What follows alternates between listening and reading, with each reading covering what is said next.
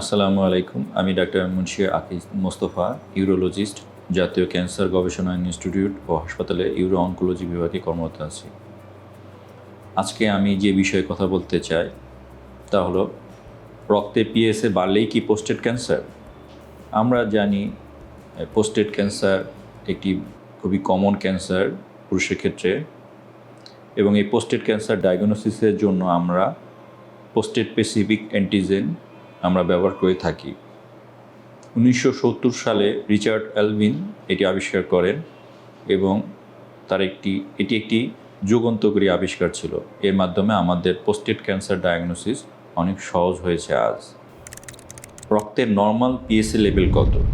সাধারণত রক্তের নর্মাল পিএসএ লেভেল 0 থেকে 4 ন্যানোগ্রাম পার ডিএল, এবং যদি আমরা বয়স ভিত্তিক দেখে থাকি সাধারণত 40 থেকে 49 বছর পর্যন্ত নর্মাল লেভেল ধরা হয় 0 টু 2.5 ন্যানোগ্রাম পার ডিএল, এবং 50 থেকে 59 বছর বয়স পর্যন্ত সাধারণত less than 3.5 nanogram per DL, 60 থেকে 69 বছর পর্যন্ত less than 4.5 nanogram per DL, এবং 70 বছরের বেশি হলে সাধারণত less than 6.5 nanogram per DL ধরা হয়ে থাকে।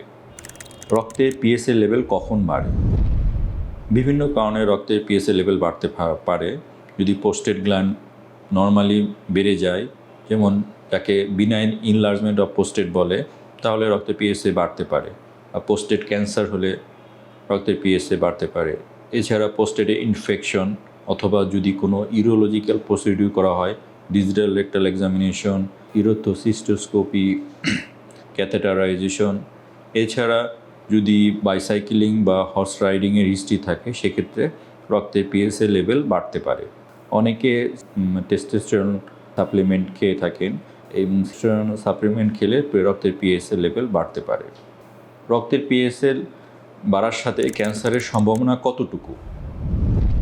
সাধারণত যদি রক্তের PSA level less than 4 nanogram per DL হয়ে থাকে, সেক্ষেত্রে ক্যান্সারের প্রোস্টেট ক্যান্সার হওয়ার চান্স 15 ভাগ, শতকরা 15 ভাগ।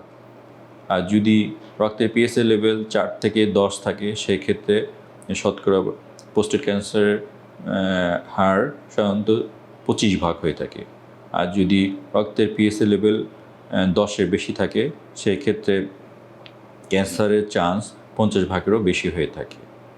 সাধারণত রক্তের পিএসএ লেভেল 4 থেকে 10 হইলে তখন আমরা রক্তের ফ্রি ও টোটাল পিএসএ লেভেল দেখে থাকি। রক্তের ফ্রি পিএসএ লেভেল যত বেশি হবে, প্রোস্টেটের ক্যান্সারের চান্স তত কম হয়ে থাকে। রক্তের ফ্রি ও টোটাল পিএসএ রেশিও সাধারণত 25 ভাগের বেশি হলে এর ক্যান্সারের চান্স 10 ভাগের নিচে নেমে আসে। আর যদি ফ্রি ও টোটাল রেশিও লেস দেন 10 হয়, সেক্ষেত্রে প্রোস্টেট ক্যান্সারের চান্স 60 থেকে 70 ভাগ হয়ে থাকে। অনেক সময় প্রোস্টেট গ্ল্যান্ড অনেক বড় থাকে, সেক্ষেত্রে পিএসএ লেভেল বেশি হইতে পারে।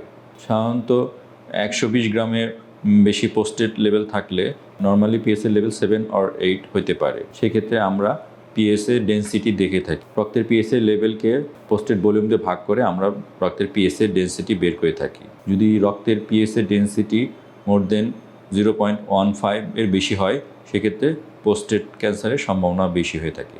সবাই একটা প্রশ্ন করে যে কখন আমরা স্ক্রিনিং করব। পৃথিবীর কোনো দেশেই, আমেরিকা, ইউরোপের কোনো দেশেই প্রোস্টেট ক্যান্সারের স্ক্রিনিং ম্যান্ডেটরি করা হয় নাই, কারণ সেক্ষেত্রে রোগীগুলোর ওভার ট্রিটমেন্ট হওয়ার চান্স থেকে যায়। সাধারণত গাইডলাইনগুলো বলে 50 বছর বয়সের পরে আমরা রক্তের পিএসএ লেভেলে দেখে থাকি। যদি ফ্যামিলি হিস্ট্রি থাকে প্রোস্টেট ক্যান্সারে, বাবা বা ভাই প্রোস্টেট ক্যান্সার আক্রান্ত হয়, সেক্ষেত্রে আমরা 45 বছর বয়স থেকে প্রোস্টেট ক্যান্সারের স্ক্রিনিং করে থাকি। আর যদি BRCA2 জিন পজিটিভ থাকে, সেক্ষেত্রে 40 বছর বয়স থেকে প্রোস্টেট ক্যান্সারের স্ক্রিনিং করা হয়ে থাকে।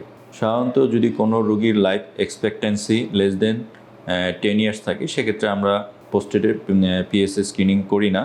এক্ষেত্রে আমরা সাধারণত প্রথমত রক্তের পিএসএ লেভেল দেখে থাকি। পিএসএ লেভেল যদি less than 1 nanogram per DL হয়ে থাকে, সেক্ষেত্রে 2 থেকে 4 বছর পর পর আমরা একটা পিএসএ করে থাকি। আর যদি রক্তের পিএসএ লেভেল 1 to 3 ন্যানোগ্রাম পার ডিএলের মধ্যে হয়ে থাকে, সেক্ষেত্রে আমরা 1 থেকে 2 বছর পর পর রক্তের পিএসএ দেখে থাকি। আর যদি রক্তের পিএসএ যদি মোর দেন 3 অথবা ডিজিটাল রেকটাল এক্সামিনেশনে কোনো অ্যাবনর্মালিটি পায়, সেক্ষেত্রে আমরা মাল্টি প্যারামেট্রিক এমআরআই করে থাকি। অবশেষে বলতে যাই যে সাধারণত রক্তের পিএসএ করার আগে একজন ইউরোলজিস্টের পরামর্শ গ্রহণ করা উচিত এবং একজন ইউরোলজিস্টের পরামর্শ অনুযায়ী পরবর্তী ট্রিটমেন্ট গ্রহণ করা উচিত। আজকে এই পর্যন্তই। আপনারা যদি অন্য কোনো বিষয়ে আমার কাছে জানতে চান, সেক্ষেত্রে আমাকে এসএমএস করবেন। সবাই ভালো ও সুস্থ থাকেন। আসসালামু আলাইকুম।